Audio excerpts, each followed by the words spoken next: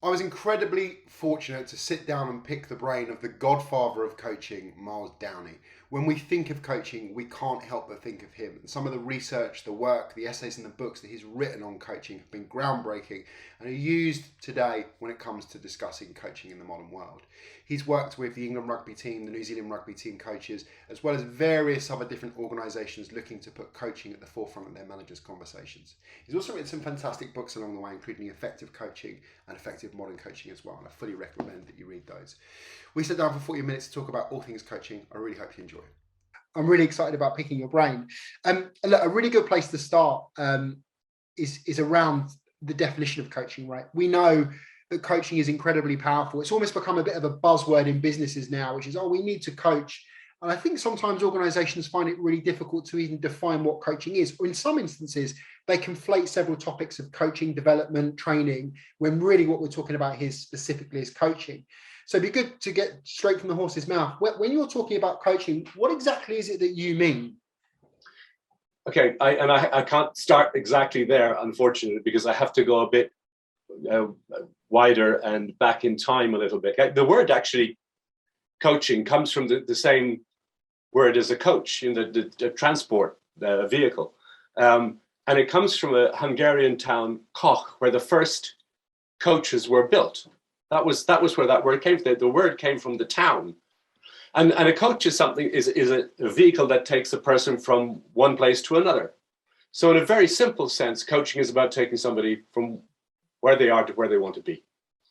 But the distinction within it is that, and you're, implicit in what you've been saying is kind of all of those misunderstandings and conflation was the word you used with training, and that becomes difficult because there are lots of people out there who call themselves coaches, particularly in the world of sport, who have a very instructional, directive method of going about their business. They're in charge, they tell you what to do, and your job is to execute what you've been told. That ain't my model of coaching. So in other words, but I've no right to take that away from the great sports coaches who are out there, because some of them still do a good job, even though it's a predominantly instructive act. So for me, coaching is about helping somebody move from A to B, but actually having them move by their own agency. So not being forced or coerced or pushed or even the direction chosen. It's about their agency, their own autonomy and authority, and that's what we want to protect. And the reason we want to protect it is that if we have more people who have more agency, we have more creativity in the world, more problem solving in the world, people taking more advantage of more opportunities. It's just more exciting to have more capable, competent people out there. So that then begins to make you think, okay, so if that's what effective coaching is, how do I do that?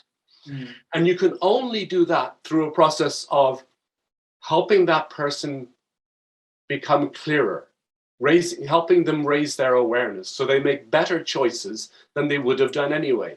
So technically it's called non-directive, which is a horrible expression because it really doesn't mean very much. It tells you what not to do. It tells you not to direct. It doesn't tell you what you should do. And that's where the problem is, that very, very, very few people are really good at that thing called non-directive coaching. So there is a way of doing it, which is, here's a really quick example, just so we can move the conversation to other places as well. I call this floodlight spotlight. So if I'm sitting down with somebody, very often somebody that I know perhaps, and we've been coaching for a while, I'll say, so tell me what's happening. And they'll say whatever they say. And what else? And what else? And it's like, that's the floodlit bit. You're putting the light of attention into every part of the pitch or the court. Say, wow, okay, anything that we missed? Oh, there's this. Okay, so they're downloading all the stuff on their head. And then you say, oh, yeah, right. So spotlight. Which of those is most interesting? And they go, now you're making them think. You see, they're taking responsibility. It's their thinking. They're doing the thinking. Yeah. And they say, oh, well, it's that argument I had with Harry the other day. That's really the thing that's getting in the way. Oh, okay. So should we talk about that? Yeah, let's talk about it. So the choice as to where the conversation goes is driven by the player. Yeah. And I use the word player rather than coachee, because anything with the suffix "ee" on it is somebody who has something done to them. A coachee is somebody who has coaching done to them. No. They're the player. They do something, and hopefully they do it playfully. So that's a starter. It's really interesting. Yeah, and I think it's sort of beautifully summed up with your coaching spectrum, right? Which is directive versus non-directive. Yeah. It's really interesting. And in my experience, there's several things that people do wrong, and I'm keen to talk about what they do right. And it's particularly in the world of business. I think time pressure, obviously, capacity, bandwidth, this often forces people to go towards those behaviors of telling people what to do. I also think there's something cultural. Often sometimes people are taught in that way, and that's how they adopt that style as well. But you've worked with some really interesting organizations who are operating at the highest level. When you look at the England rugby team, you look at the New Zealand rugby team.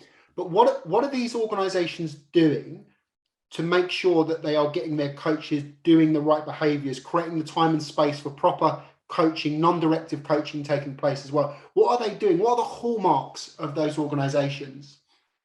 Look, I have to go outside, although the world of sport and rugby in particular is interesting. Rugby, because I've worked with some of the coaches. We put so much pressure on the head coach that it's, just as you said, it's really difficult for them to let go. So when I worked with the English rugby team, there was a little bit of coaches to the English rugby team. There was a little bit of a culture clash between Eddie Jones, for whom I have great admiration, and my philosophy and approach to coaching, because Eddie is really quite what I would call directive. What's really interesting was in the last 6 or 7 months, he's begun to talk about how he's letting the players play their game. And that's magnificent. If you follow rugby, you'll see teams like Harlequins that they're on the pitch to express themselves, and the coaches know that, and you can see that. So the world of professional sport is still quite conservative, surprisingly, in terms of its understanding of coaching, and it's kind of stuck between control and enabling, if I can distinguish it like that. The world of business is getting better, but it's getting better not because there's a problem inherent, is that the people who are in senior positions in business tend to be 50 plus, right? And the people who are doing the acting and playing and getting things done tend to be on the underside of that. So they belong to a different generation, and it's really difficult to get those people to change their behaviors. Not impossible, just difficult. And therein, so there is in our organization still quite a culture of command and control, to use that expression.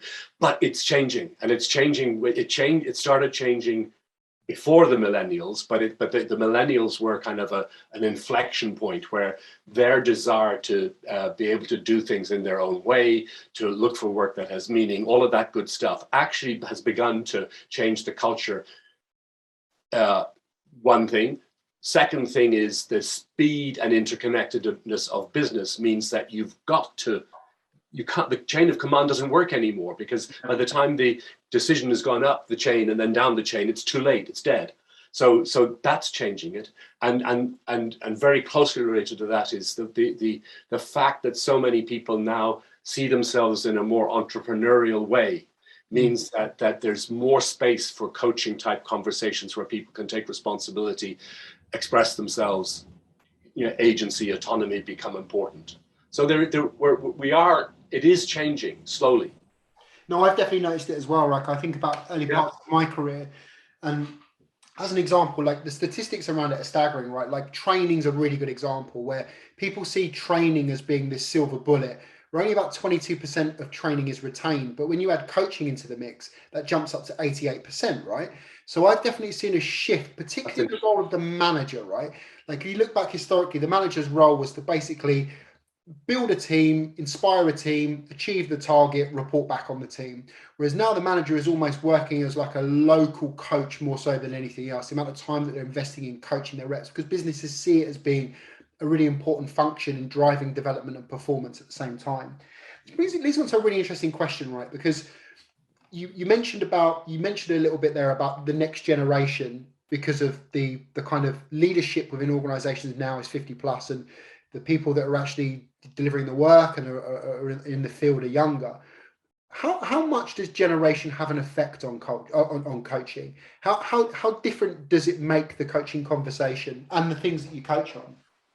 I think a number of things have changed in that people have, because they have a greater sense of their own importance, which is a good and a bad thing, that they enjoy the attention. So it's actually easier to coach people in the world right now. Those younger generations, they're more open to it. They're more used to exploring their thinking and their feelings. So that has been a significant shift.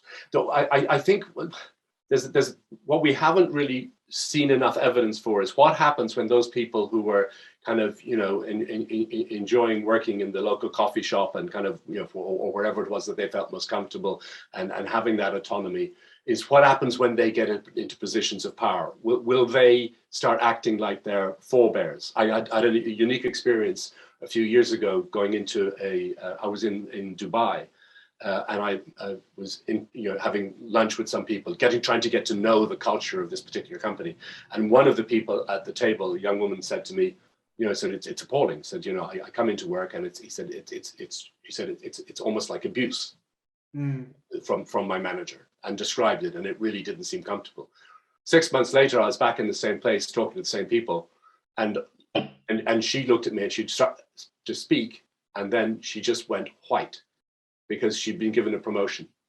Oh, really? And she realized she was now behaving in exactly the same way as the person, her manager, as she had described him to me. And it was really, really interesting. So it'll be interesting to see. We're not training people enough in those skills.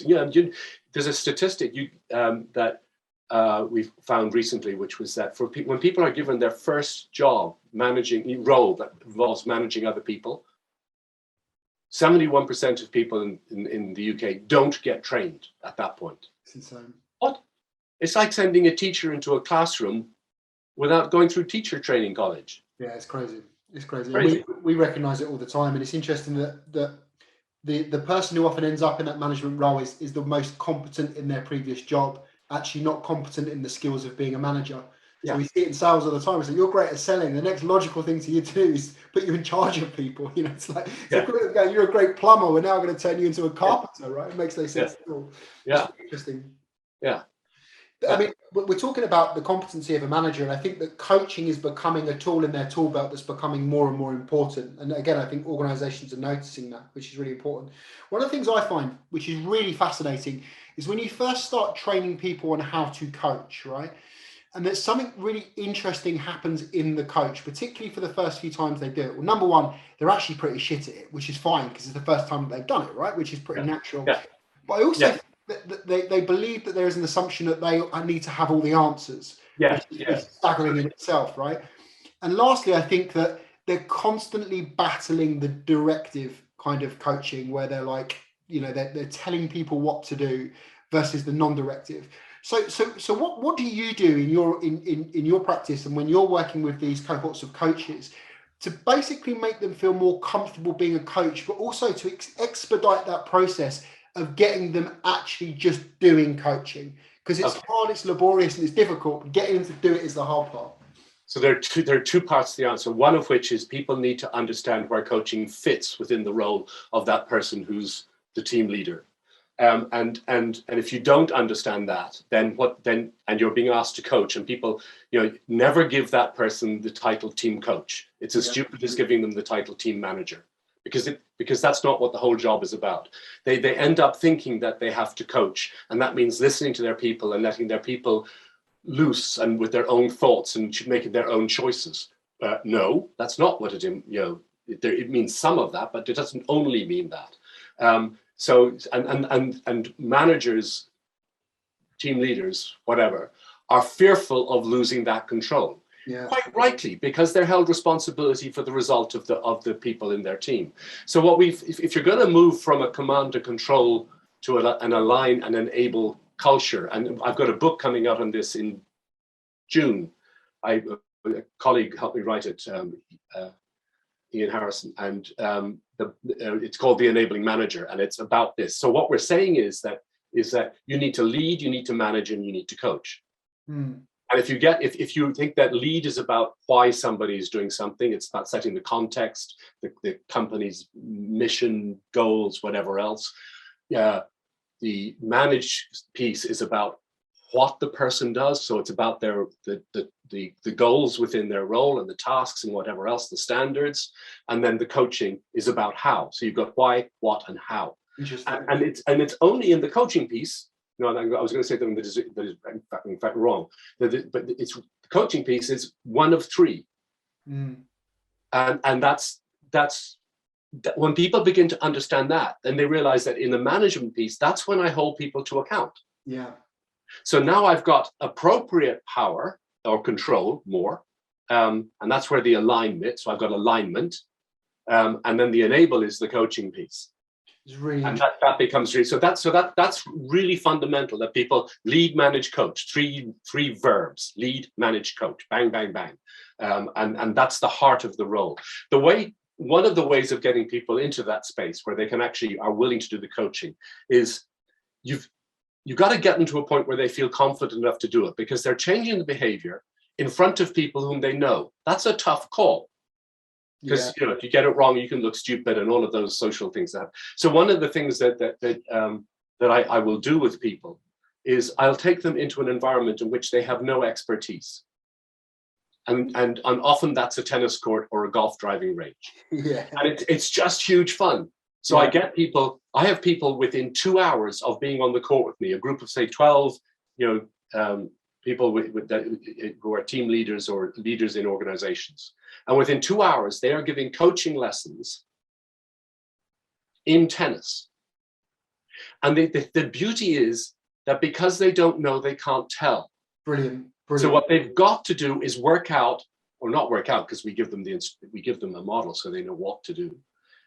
They get to practice how you help the other person learn for themselves. And you can see it when it happens, because people's faces light up. So clever. So clever. You're taking away the domain expertise and forcing them to find value in the conversation for the other person. It's absolutely genius. I love it. It's really clever. Really and so much fun to do. I mean, we should find a way of doing it, because I think you'd love it. But it's one of the most profound things I do with people, because it's almost a shuddering, visceral change. And again, it forces the coaching behaviors, right? That's the thing that it does, is it forces the coaching behaviors. Really, really interesting. And that thing you mentioned before around the lead, manage, coach is really, really interesting. I love that, because if you'd have pushed me before you give me that explanation, I'd have put coaching under one of those two other categories. I'd have said that coaching sits in leadership or coaching sits in management. I wouldn't have separated it out. And the way you described it is really, really impactful. I love that. Yeah. I think one of the challenges that's facing the modern manager at the moment is actually not just capacity, because I think that's always going to be there. But I think, and it feels really trite saying it, and I think I'm pretty bored of saying it, but the pandemic has had a big effect on all relationships within organizations. Right? Yes. So some of our customers we speak to, they've got people working in their business who've never stepped foot in their organization. Yes. They're expected to adopt the culture, they're expected to build relationships with their peers, and they're expected to have a meaningful relationship with their manager. How has that affected the relationship between the coach and the player, with almost exclusively now taking place over technology platforms like Zoom or like Skype or any of these video platforms? I'm not really going to be able to provide you a great answer from experience on that, because by its nature, you don't see it so much. Yeah. Apart from anything else, I've been locked up inside a startup, a mobile learning platform for the last 4 years, and I'm only just stepping back out into the world of performance, high performance coaching, all of those good things. But what I do know is that I ran a number of webinars for people called managing the virtual team over the period of COVID, and that lead, manage, coach model just was so potent for people, because it makes them be much more intentional in their interactions. So, you know, it's like, shall we have a cup of coffee? Oh, yes. Shall we sit over here? Yeah. No, no, no. It's like, hold on. We've got, you know, 30 minutes together.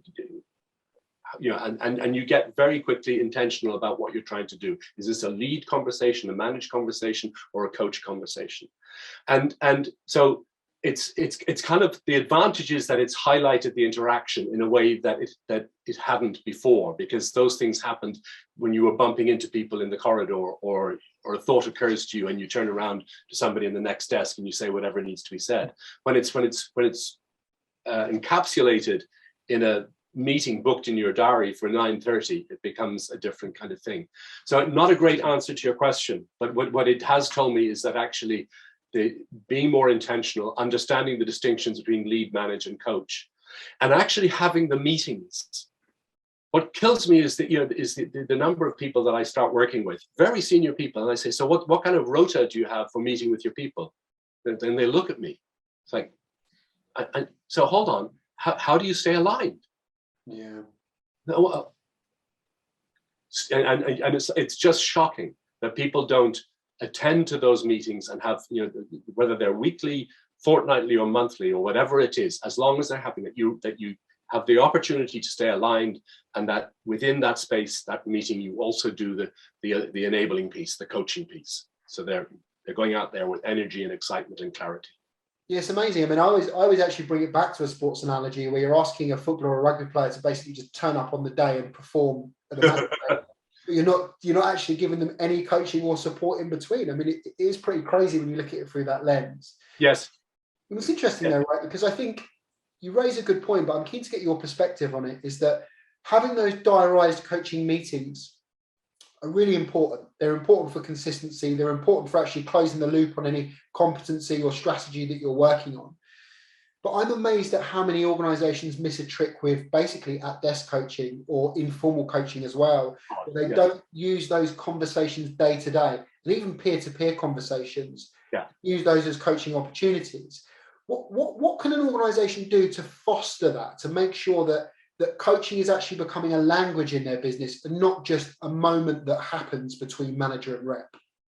And you're so right, because when I don't like the idea of organization creating a coaching culture, because as I've just said, you need to lead, manage, and coach, and there are lots of other kind of conversations that need to happen. So it's not just about coaching. A performance culture, interesting. Coaching culture, so what? Coaching is a verb. It's not a noun. We've made it a noun. It's a verb. It's simply a way of doing something. So, and to go back to your question directly, then the many years ago, doing some work with a very prestigious strategic management consultancy on a global basis, one of the jokes became, hold on a minute, the only chance I ever get to speak to my manager is when I'm holding the taxi door open while they're going to their next flight or their next client meeting. Mm-hmm. And out of that, the notion of curbside coaching grew up. Interesting. And but that has an unfortunate connotation with the oldest profession, where it's coaching. Coaching being the second oldest profession, we had to kind of change that around, which is that it became corridor coaching. So what we would do was, in the days when I was running a business called the School of Coaching, we'd actually set it up like musical chairs. We'd have people moving around a room, and when the music stopped, the person you were beside, you had 2 minutes to coach them. So we'd set them up so that the person who was being coached, the player, had a topic in mind. Mm-hmm. But what they were really surprised at was that within 2 or 3 minutes, something that was a significant issue suddenly got changed into an action. Interesting. And the responsibility stayed with the player. The manager was not in a place to say, oh, don't worry, sunshine, I'll take that away and sort it. No. And of course, so you're right. It's an invaluable part of when those conversations are happening in an organization, something has changed. But you've got to make people aware of them. And a possibility, and a little bit of training so they see the value of it. Yeah, it's really interesting, and it goes back to what you said earlier around giving them the agency, which in turn creates creativity in the individual in the way that they solve problems and the way they go about and actually build a strategy to enact on the solution as well. But let's look at it from the perspective of an organization, right? Let's say that I'm a business owner, right? and I need to make some decisions around the development of my team. Now, you've mentioned a couple of kind of the outcomes that coaching can bring, but why should businesses care? Why should they be dragging their managers away from revenue-facing tasks, or dragging their teams out of, you know, being on the phone or sending out emails to prospects and generating revenue? Why should businesses care about coaching, and why should they be building it as a pillar in their organization?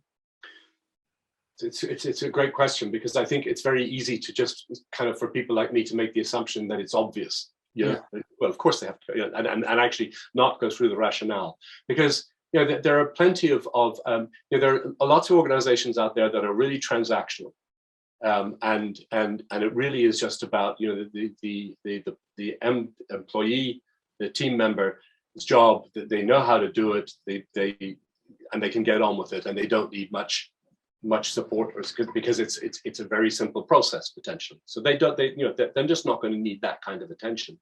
And at different parts of the organization, you know, I don't see too many CEOs doing a lot of coaching. The people around them are pretty competent, and there may need to be a bit of kind of a coaching style questioning going on in some of the conversations they have, but actually out and out coaching, I'm not so sure, not with the direct team. So it depends on where you are in the organization. So all of these variables need to be taken into account. And so it's going to be unique to every situation. And it's almost worth doing the exercise, which is describing what the value will be in this organization if we start doing more of this. I think, but there are some standout and obvious results. One which is less obvious is the engagement. So, you know, kind of we know that across the Western world, at least engagement numbers are dropping considerably. And that is an issue, because as engagement drops, so does performance. So coaching is a fantastic tool to help engage or re-engage people in the workforce. If we know we've got a skills shortage, and this is going to be this is true and increasingly true, that the more skilled jobs where we don't have the people who've got the skills and the experience to do them. So coaching as a way of training people up on the job is invaluable in that. So it's about upskilling people. We also know that our education system, to coin a phrase, is fucked. That it's absolutely not designed to produce people who have agency. It's designed to cause people to jump through hoops in exactly the way they were taught to jump through hoops, which doesn't get you to autonomy or agency or excited, high-performing people typically.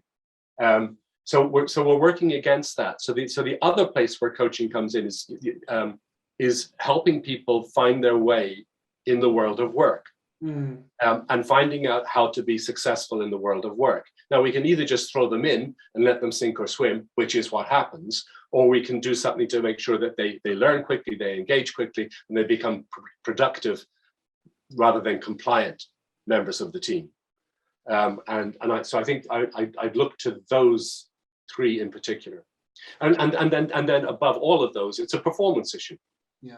And that's the thing that one of the problems with the growing popularity of coaching is that amongst those people who see themselves as coaches in the world of work, they deal almost exclusively with development issues, having people be better people or better leaders, or having them comply with a set of competencies, you know, so learn how to do this. And it's like, yes, there's value in that, but it's a fraction of the value.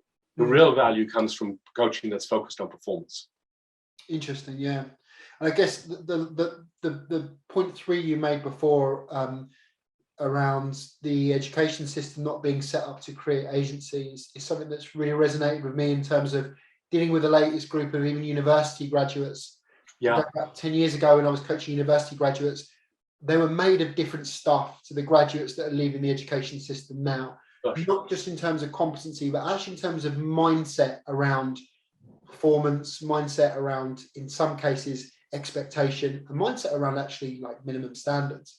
I find it really interesting. It can be a very jarring experience of people entering the workplace from universities nowadays, because they're very different, very, very different places to operate in. Yeah. Actually ask, it brings up a really good question. And for someone who coaches a lot and loves coaching, when I work with coaches and they say, for me, what are incredibly scary words, which is, oh, I tried to coach them, but they are uncoachable, which you may have heard of before. I'm keen to get your perspective on this. Are people uncoachable? If they are, they've been hidden from me all my life. Do you think it's an excuse? No, it's lack of competence more than anything else. If it's people who are managers, what they're really saying is I don't see it as being my job, or I see that as being too threatening. I have not met anybody who is actually uncoachable. Yeah. There are people who you may, with all integrity and good intentions, decide aren't worth the investment of time in coaching. So because it would be. I had a conversation with the head coach of English rugby about a very talented rugby player, well known in the country, and said to him, "So, what about this guy?" And he said, "It would just take all my time." And so one of the most talented rugby players of his generation, and the head coach is saying, in order to get him to play in the team, it would take too much time. So he was willing to have one of the most talented players not in the team. So and that was, Is there validity in that though? Because in this case, I think it was probably an error. But it was. Who am I to say? I'm not an expert in the discipline of rugby. But it is a legitimate thing to say that this person. It's not that they're not coachable. It's just that it's going to take too long, or their mindset is such that they're never going to play, or they're just such a rebel that so you don't do it. But no, everybody's coachable. The only question is whether they want to be coached or not. Or coached by you, not you specifically. It's a 2A or coached by you. You're much more interesting, because I think one thing that's often overlooked with coaching is the relationship and the environment of the coaching interaction, right? I think I see it all the time when managers turn around and go, right, good news, grab a chair, I'm going to coach you. It's like, well, hold on, I don't want to be coached just yet. I'm in the middle of something, or the timing's not right. And I do think that we have to create the environment for coaching, right? It's not just about coaching, which is interesting. Yeah. Well, Myles, I could talk to you about this stuff all day. I really could. I find it absolutely fascinating. I guess the one last question I'd like to ask you, right, is if you were to make a start for anyone out there who's looking to either build a coaching capacity, a capability in their organization, or even as an individual who's looking to coach, what would you recommend as the starting point for coaching? What are either the attributes, the mindset, or the things you need to do to get on that road of becoming an effective coach? I'm slightly shooting from the hip, because it would be quite easy to give you a fairly conventional answer about getting the right training or whatever else. And actually, that's not where this starts. This starts with understanding why you might be interested. So what's driving you? It's really useful to work out what's driving you. And that's a good place to start. The other place, of course, is to go somewhere, read a good book, mine or somebody else's, and get some understanding of the basic models, the basic and the basic principles, and then start doing it. You don't have to tell anybody. You can listen to your partner, your children, the people you work with better than you used to. You just shut up and listen and see and then shut up, listen, and make a good summary. Now you're halfway to getting off your own agenda and getting onto their agenda. So so that start trying it. Just start doing it. The third thing I'd say is, if you are going to start doing it, see if you can find somebody who is a halfway decent coach. And remembering my distinction earlier, which is about that set of non-directive skills, following the interest of the other person, being able to do that. Find somebody who can do that, and have them be your mentor in it. And if you start doing that, and that holds true for organizations as well, to get people to start doing it.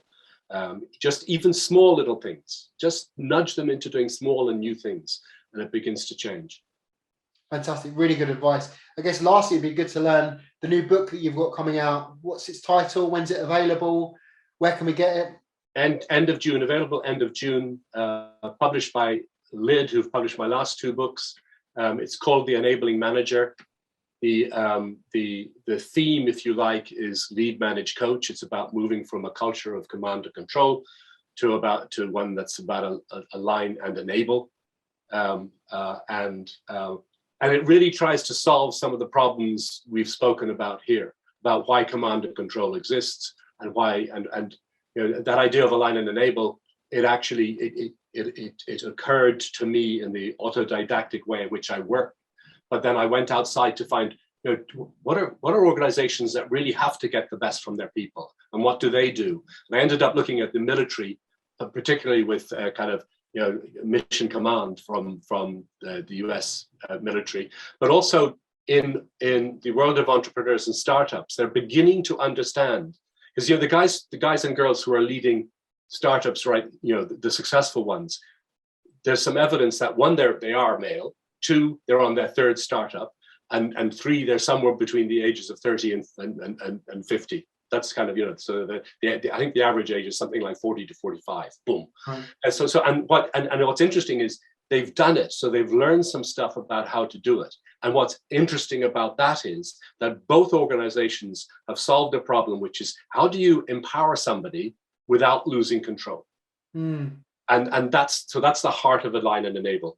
And yeah, we're hoping that book will fit in these times, because I've been doing this for 30-something years with varying degrees of success, but it feels that there's something different in the work culture now that may make coaching part of what the manager does and make that possible.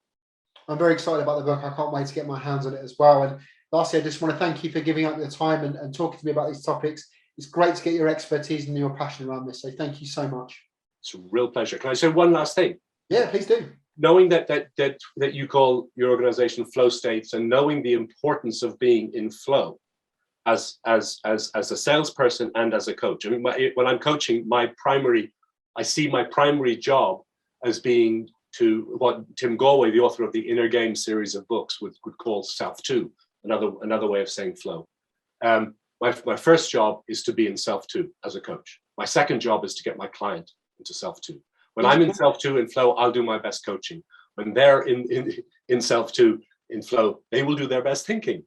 So it's kind of like, and you create a kind of a bubble amongst you that's really fantastic. Here's the bit that I want to go back to, is that when you get lead, manage, coach right, when the person in your team understands why they're doing something, what exactly it is, and how they're going to execute it, why, what, and how, you've actually satisfied most of Mihaly Csikszentmihalyi, the daddy of flow, of his conditions of flow.